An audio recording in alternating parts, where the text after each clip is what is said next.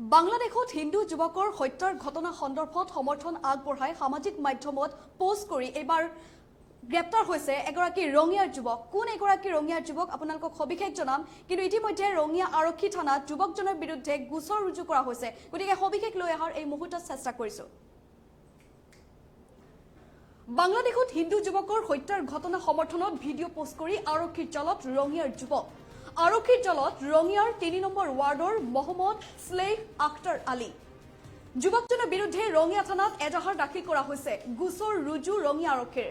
যুৱকজনক কঠোৰ শাস্তিৰ এতিয়া দাবী জনাইছে বিভিন্ন দল সংগঠনে। গোচৰ দিয়াৰ পাছতেই আটক হৈছে যুৱকজন। পুনৰ জনাইছো, বাংলাদেশত হিন্দু যুৱকৰ হত্যাৰ ঘটনা সমৰ্থনত ভিডিঅ' পোষ্ট কৰি আৰক্ষীৰ জালত পৰিছে এগৰাকী যুৱক। যুৱকজন ৰঙিয়াৰ বুলি জানিব পৰা গৈছে। আৰক্ষীৰ জালত ৰঙিয়াৰ ৩ নম্বৰ ৱাৰ্ডৰ মহম্মদ স্লেহ আখতাৰ আলী। যুৱকজনৰ বিৰুদ্ধে ৰঙিয়া থানাত দাখিল কৰা হৈছে এজাহাৰ। এজাহাৰৰ ভিত্তিত গোচৰ ৰুজু হৈছে ৰঙিয়া আৰক্ষীৰ। যুৱকজনক কঠোৰ শাস্তিৰ এতিয়া দাবী জনাইছে বিভিন্ন দল সংগঠন তথা সচেতন মহলে।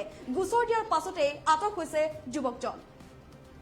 সামাজিক মাধ্যম যোগে পোষ্ট কৰা বাংলাদেশৰ হিন্দু যুৱক দীপু দাসক একাংশ উত্তেজিত লোকে প্ৰহাৰ কৰি জীৱন্তে জ্বলাই দিয়া এক হৃদয় বিদাৰক ভিডিঅ'ৰ সৈতে কিছু মন্তব্য সংযোগ কৰি পোষ্ট কৰিছিল ৰঙিয়াৰ ৩ নম্বৰ ৱাৰ্ডৰ এইগৰাকী মহম্মদ স্লেহ আখতাৰ আলীয়ে। হাউৱে চকৰ বিপণী বল্ল চাইৱালা খ্যাত এইগৰাকী যুৱকে ফেচবুক আৰু ইনষ্টাগ্ৰাম একাউণ্টত পোষ্ট কৰিছিল বিতৰ্কিত ভিডিঅ'। এই ভিডিঅ'টি ভাইৰেল হোৱাৰ পাছতেই ৰঙাঘৰৰ আলহী হৈ পৰিছে এইগৰাকী যুৱক।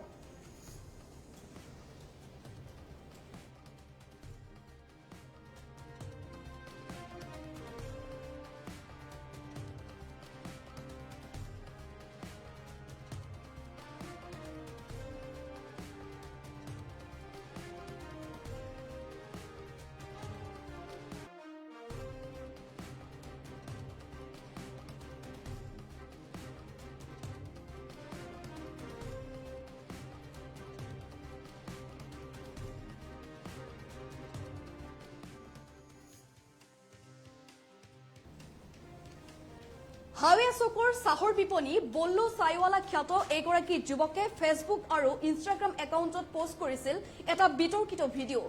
এই ভিডিঅ'টি ভাইৰেল হোৱাৰ পাছতে ৰঙাঘৰৰ আলহী হৈ পৰিছে এইগৰাকী যুৱক। আপোনালোকে মন কৰক, এই যুৱকগৰাকী হৈছে ৰঙিয়াৰ মহম্মদ স্লেহ আখতাৰ আলী। এই ভিডিঅ'ত এটা বিশেষ সম্প্ৰদায়ক পৰিচিত অথবা উত্তেজিত কৰিছিল। আনহাতে আন এটা সম্প্ৰদায়ৰ ধৰ্মীয় অনুভূতিক আঘাত অনাৰ অভিযোগ দুই হিন্দুত্ববাদী সংগঠনৰ। ইতিমধ্যে যুৱকজনৰ বিৰুদ্ধে ৰঙিয়া থানাত দাখিল কৰা হৈছে এজাহাৰ। ৰঙিয়া আৰক্ষীয়ে ৰুজু কৰিছে গোচৰ।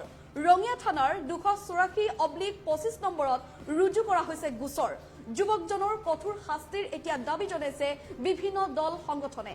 চুবুৰীয়া দেশ বাংলাদেশত বৰ্তমান অস্থিৰ পৰিৱেশে বিৰাজ কৰিছে চুবুৰীয়া দেশ বাংলাদেশত। দেশখনত এগৰাকী হিন্দু যুৱকক জীৱন্তে হত্যা কৰা ঘটনাক কেন্দ্ৰ কৰি ইয়াৰ বিৰোধিতা অব্যাহত আছে বিভিন্ন ঠাইত।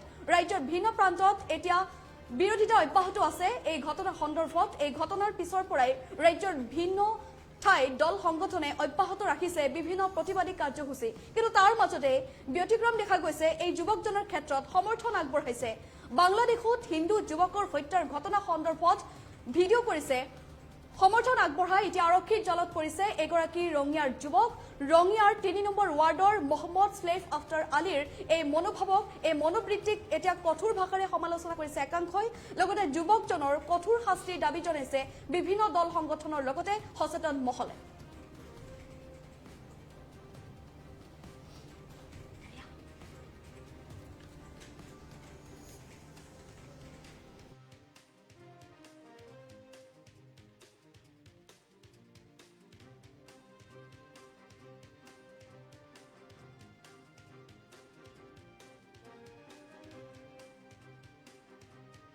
মানুহে কমেণ্ট কৰিছে, তেওঁকো আমি ৰঙিয়া প্ৰশাসনক জনাইছোঁ যে সিহঁতৰ ওপৰতো অধিক তদন্ত কৰক, সেইটো কামনা কৰিছোঁ। যোৱা কিছুদিন আগত বাংলাদেশত যি ঘটনা ঘটিলে, আমাৰ হিন্দু যুৱক দীপু দাসক মৰিয়াই হত্যা কৰিলে, লগতে গছত ওলোমাই জিন্দাই জ্বলাই দিলে। সেই ঘটনাই সমগ্ৰ দেশতে মানে কি দুখ বিয়পিছে।